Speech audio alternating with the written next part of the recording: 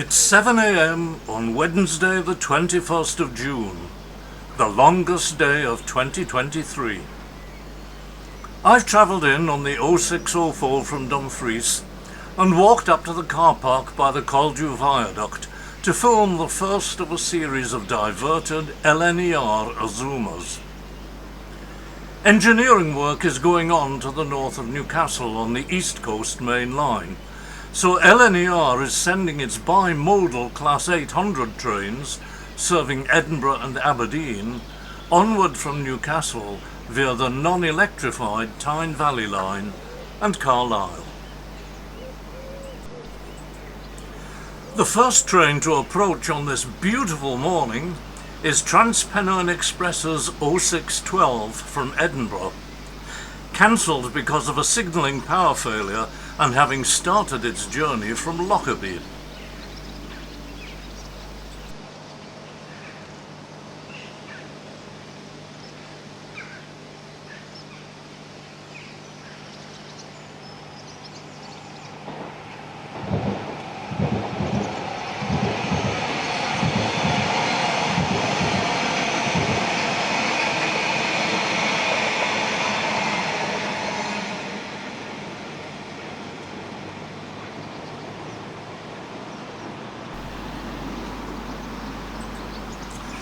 To the right of the tracks is the River Caldew and the old Carlisle State Brewery, now converted to private residences. Note the car park at 7 a.m. In 2 hours from now you'll be lucky to find a vacant space.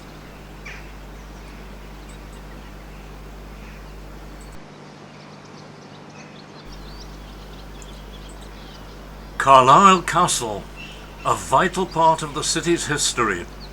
This is border territory, and the marauding Scots had to be kept at bay.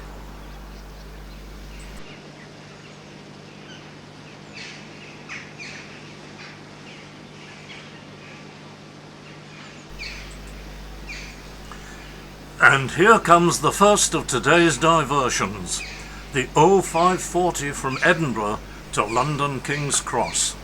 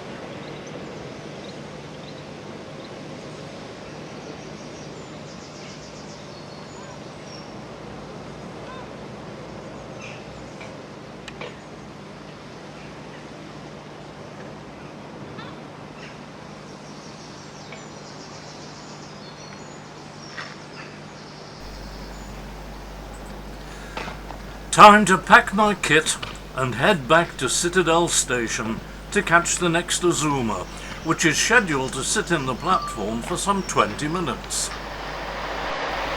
But first, an unusual working. A Carlisle to Newcastle stopping service in platform 4.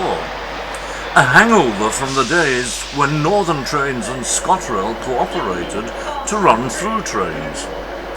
Because of this occupation of the main southbound track, the next Euston service has to be shifted across to platform 3, where it will be joined by hordes of school pupils who travel daily to Penrith.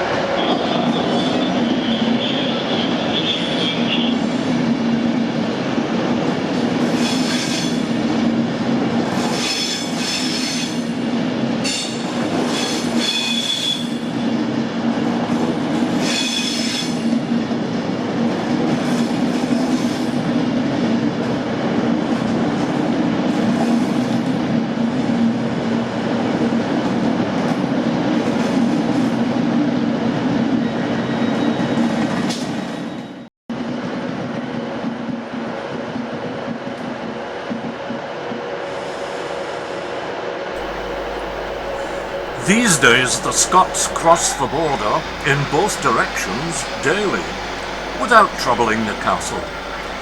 And ScotRail have provided a much more reliable service than any of the other companies operating out of the Citadel.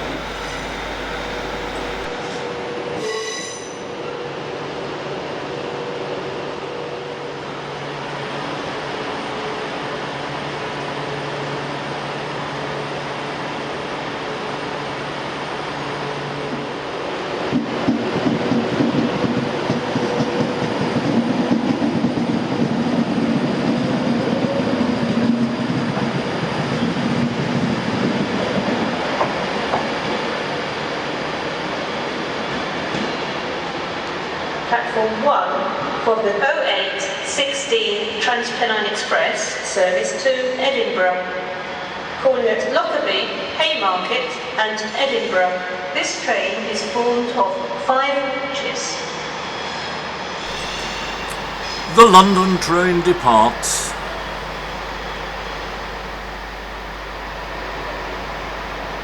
And so does the Newcastle service, after a long stand in platform 4.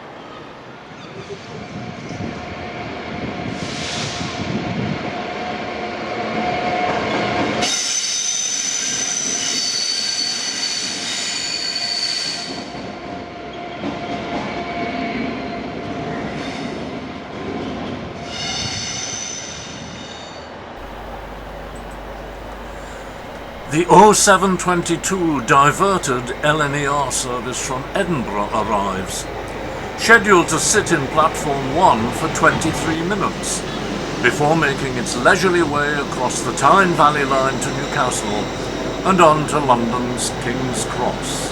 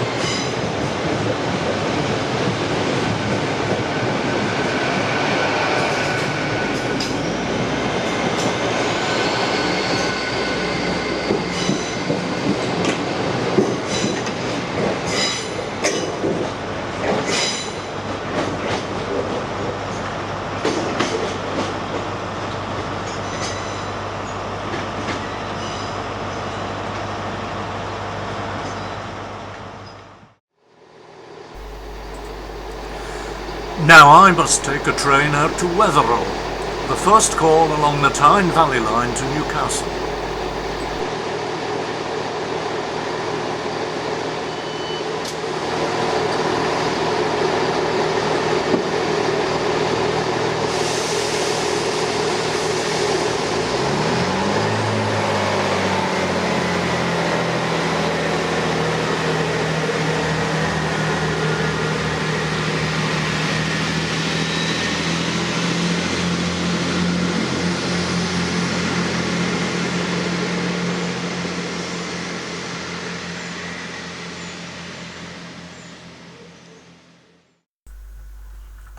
Wetheral is an attractive little village beside the River Eden, which the railway crosses on a 100-foot-high viaduct.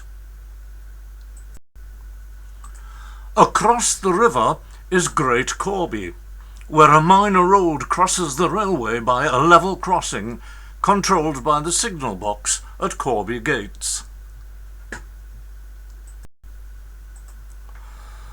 A public footpath runs across the viaduct beside the tracks.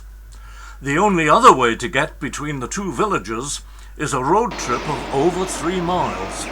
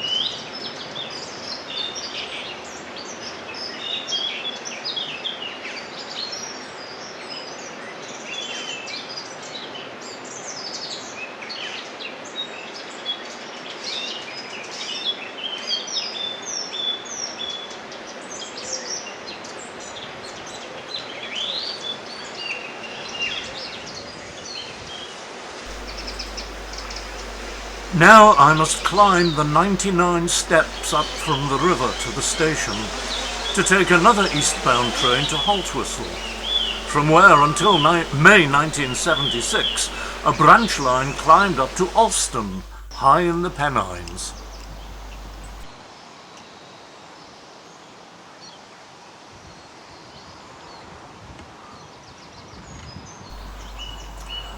The magnificent Northeastern Railway signal box was taken out of use in 1993.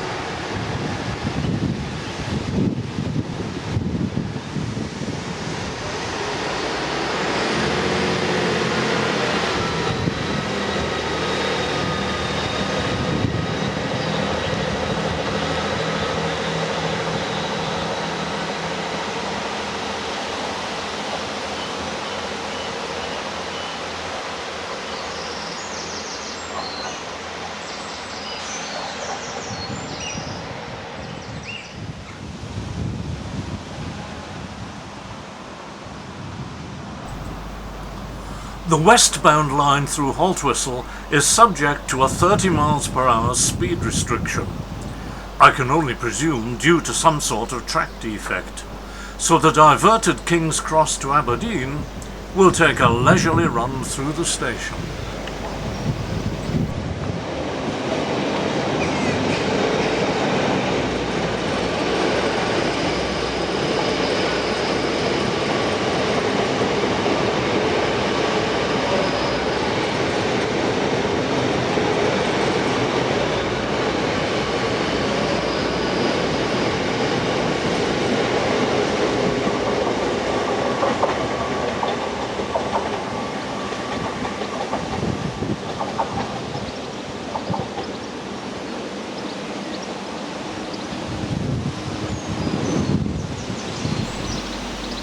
Although it remains a very warm day, the wind is freshening as I wait for another eastbound train to take me on to my next destination, Haydon Bridge.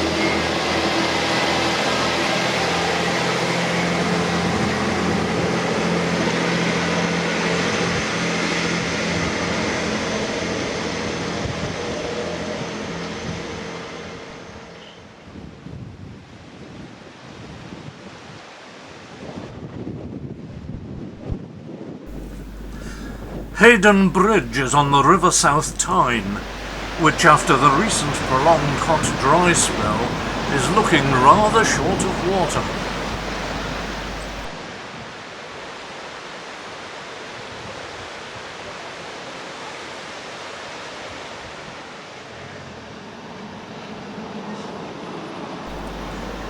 It's easy to forget how important the railway was to small communities before the motor car became the common mode of transport.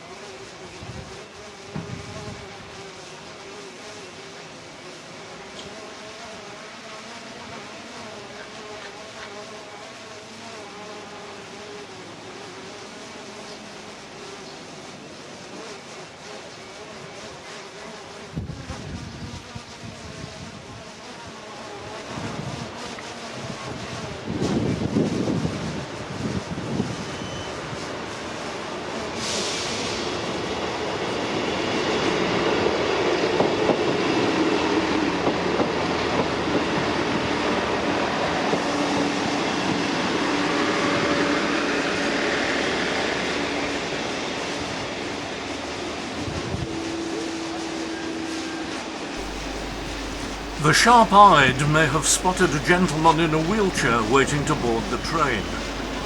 From ground level I couldn't see him, and wondered why the train was standing in the platform for so long that the drone battery reached a dangerously low level and I had to land it. I only discovered the reason when I viewed the footage at home.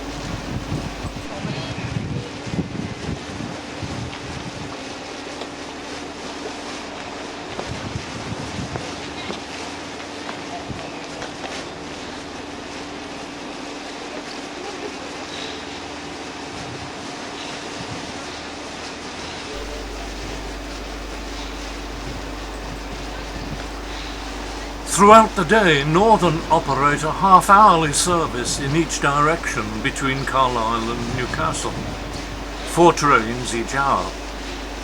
Add to that freight trains and diversions such as today's, and that amounts to a lot of closures of the level crossing gates.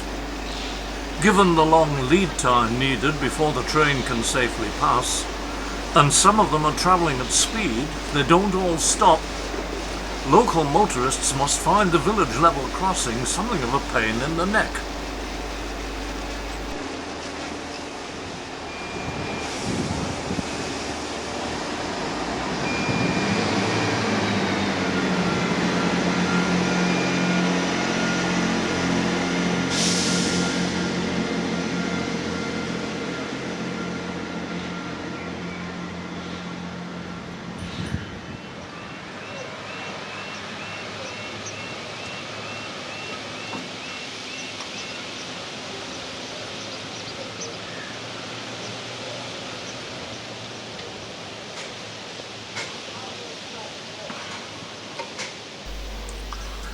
A King's Cross to Edinburgh diversion is due.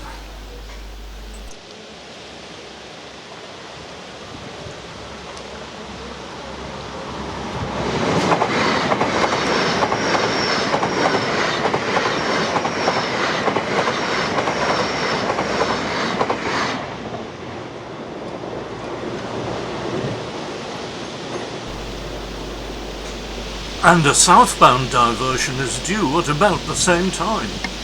Will the signalman open the gates or leave them closed to road traffic?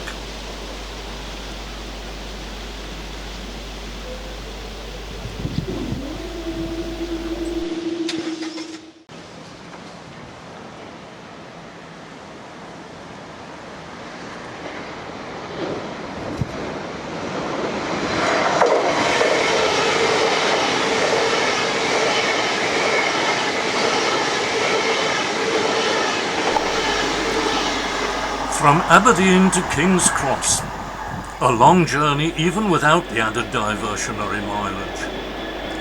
But now I must catch a train back to Carlisle.